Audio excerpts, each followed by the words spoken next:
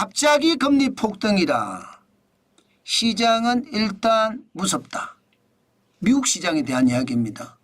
일단 이 지표부터 먼저 보시죠. 야, 이게 놀랍습니다. 10년물 국채금리가 10월 22일에 4.209%까지 올라갔습니다. 이 정도면 여러분 두 달 만에 최고치라는 이야기가 틀린 말이 아니네요. 2024년 8월 5일에 3.779%까지 떨어지고요. 예, 2024년 6월 5일에 4.277%까지 기록한 적이 있잖아요. 그때 이후로 최고치네. 10년물 국채금리가. 아니 국채금리가 왜 올라가죠? 미국의 금리 인하한다고 했잖아요. 미국의 금리를 계속 인하한다고 했는데 국채금리가 올라간다는 건 결국은 시장의 전체적인 흐름에 영향을 받았다 이런 얘기예요. 무슨 얘기냐고요? 미국이 대선을 하고 있으니까 지금 현재까지 도널드 트럼프 전 대통령이 재선을 할 가능성이 높다 이런 얘기가 나오는 겁니다. 그러면 여러분 재선을 할 가능성이 높으면 도널드 트럼프 전 대통령의 정책이 시장에 반영된다는 뜻인가요? 기본적으로는 보호무역주의 정책입니다. 자국 우선주의 정책이에요. 일반 관세라고 해서 모든 나라에 10% 관세를 부과하고요. 또 특별 관세라고 해서 중국 같은 나라에게는 자동차에는 20% 아닙니다. 100%에서 200%까지 부과한다고 합니다. 그러면 물가가 올라갈 거 아니에요. 물가가. 수입 물가가 올라가니까 금리는 지금 내리고 있지만 올려야 된다는 뜻이 되는 거예요. 올려야 된다는. 그거를 그대로 반영한 겁니다. 국채금리는 미래의 어떤 일어날 상황을 현재에서 미리 반응을 하니까 현재에서 이미 반응을 한 거예요. 이게 시장 벤치마크 금리거든요. 금리가 올라간다. 이런 얘기예요. 마찬가지로 2년물 국채금리도 4.032%까지 올라갔습니다. 2년물 국채금리는 통화정책에 민감한 금리입니다. 실제로 시카고 패드워치를 보면요. 지금 11월에 금리를 동결한다가 굉장히 많이 늘고 있습니다. 금리를 실제 동결할 수도 있다는 이야기도 나오고요. 그만큼 말입니다. 미국의 금리는 지금 요동치고 있습니다. 금리가 올라가니까 결국 고금리가 장기화된다는 이야기잖아요. 고금리가 장기화된다는 이야기는 기업들의 실적에 타격이 된다는 뜻이에요. 이자 내야 되니까. 이자 내니라 정신이 없을 테니까. 거기에 타격이 된다는 뜻입니다. 그러니 시장은 즉각 반응을 합니다. 주가가 쭉쭉쭉쭉 떨어질 수밖에 없겠죠. 실제입니다.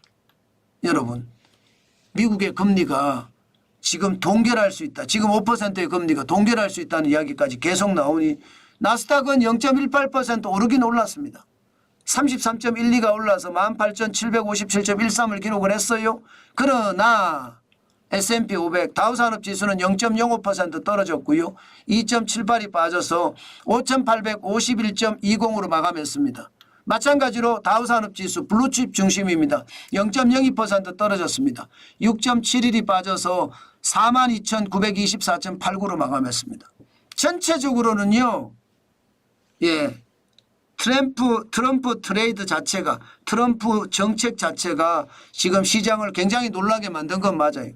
장 초반에 다우산업도 많이 떨어졌고요. S&P 500도 많이 떨어졌었고요. 나스닥도 많이 떨어졌어요.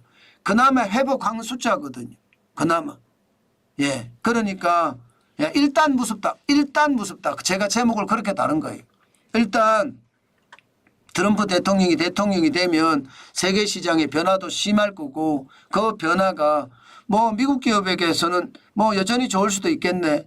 결국 말입니다. 자국 우선주의를 하고 제조업을 미국으로 계속 끌어들이면 미국 내는 좋아진다고 판단을 하는 거예요. 그래서 결국은 다시 회복의 장세로 들어섰다 이렇게 이야기할 수 있습니다. 자, 그럼 종목별로는 어떨까요? 필라델피아 반도체 지수는 떨어졌습니다. 필라델피아 반도체 지수는 떨어졌어요. 야, 이게 얼마나 떨어질지는 모르지만 일단 떨어졌다는 자체가 어떻게 생각하면 뭐지 이런 생각이 들어요. 많이 떨어지지는 않았습니다. 0.47% 떨어져서 5,190.70을 기록을 했습니다. 많이 떨어진 건 아니죠. 약간 떨어진 거죠. 약간. 그렇지만 떨어졌다는 데 방점이 있으니까 떨어지고 있다 해도 방점이 있고. 그러니까 우리도 아마 이런 분위기가 작동이 되지 않을까 싶기는 해요. 엔비디아도 살짝 떨어졌거든요. 지금 10월 22일에 지금 보시면 요게 조금 틀렸네요. 10월 21일일 거예요. 10월 21일에 143.71이고요. 오늘은 조금 떨어졌습니다. 오늘 조금 떨어졌습니다. 어제가 사상 최고치였거든요. 그러니까 약간 틀릴 수도 있는데 시장은 좀 다르다 이렇게 생각하시면 될 것 같고요. 어쨌든 엔비디아는 사상 최고가 근처에서 머물고 있다 이렇게 이야기하면 틀리는 말이 아니죠. 마찬가지로 애플도 오늘 보면 거의 비슷하게 움직이고 있습니다. 많이 떨어지지는 않았어요. 0.26이 빠졌어요. 오늘 테슬라가 아무래도 그중에서 많이 빠질 거라고 생각했는데 회복을 하더라고요. 그래서 217.97로 마감했습니다. 전체 흐름을 보면요. 오늘은요. 보합 수준으로 움직인다. 너무 많이 오를 것도 없고 너무 많이 내릴 것도 없고 시장은 굉장히 혼란스러운 양상으로 발전되겠다. 그런 생각을 하게 되죠. 그렇지만 요즘 외국인들이 대한민국 시장에선 심상치 않거든요. 계속 빠져나가고 있거든요. 그것을 감안을 해야 될 겁니다.